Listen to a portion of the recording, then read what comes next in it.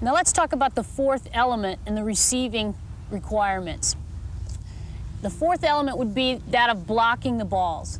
Now, first of all, coaches, this is often very difficult to teach because of the fear element that comes into play with your players.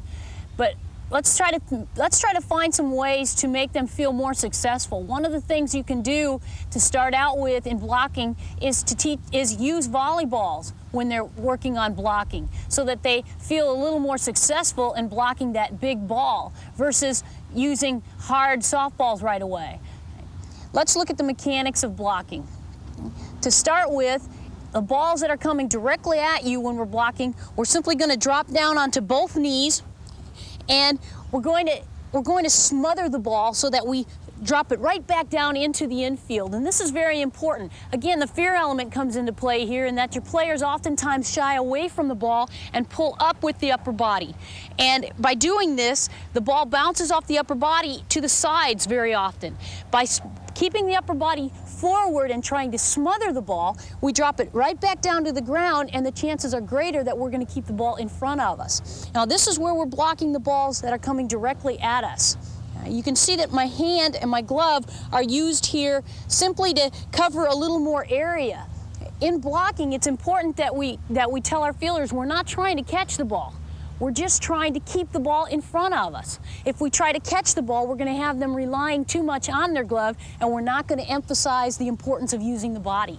The ball's directly at us. Now let's take a look at the balls that are put off to the side of us. What we need to do in this case is, when the ball is to the side, we're going to take a step with the foot that on the side the ball is coming, and we're going to drop down to the knees there, so that in this way we're blocking the ball into the field. Okay? And you can see I'm rolling my shoulder around so that the ball will be blocked again into the field, not allowing it to go off to the side.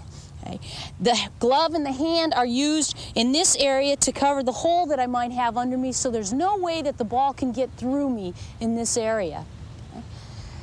The first drill that we're going to use when we work on blocking is we're going to take away the glove, and we're going to just keep the hands behind the back.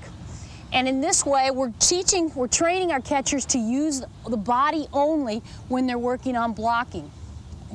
We're going to ask them not to use their hands at all and just move the body into those positions to keep the ball on the field. Again, you can start out with a volleyball. You can use rag balls. You might, to make it more difficult, you might use tennis balls because they're going to bounce a little differently. And you're also going to build it up to using regular softballs. Now let's take a look at Susie doing this drill.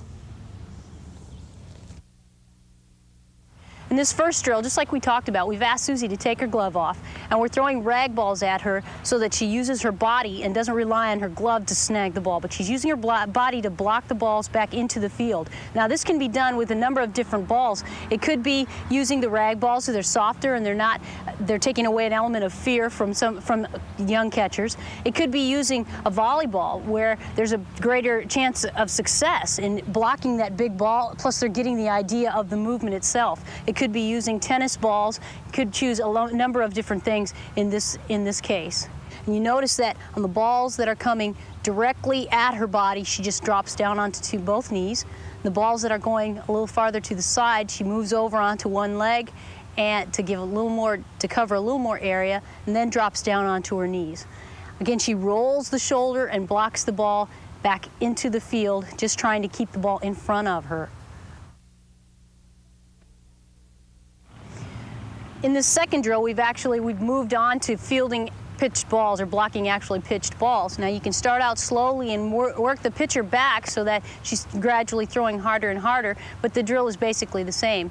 The balls that are hit directly at her or that are thrown directly at her, she drops down onto both knees. The balls that are to the sides, she moves over and covers more area, again blocking them into the field and keeping the ball in front of her.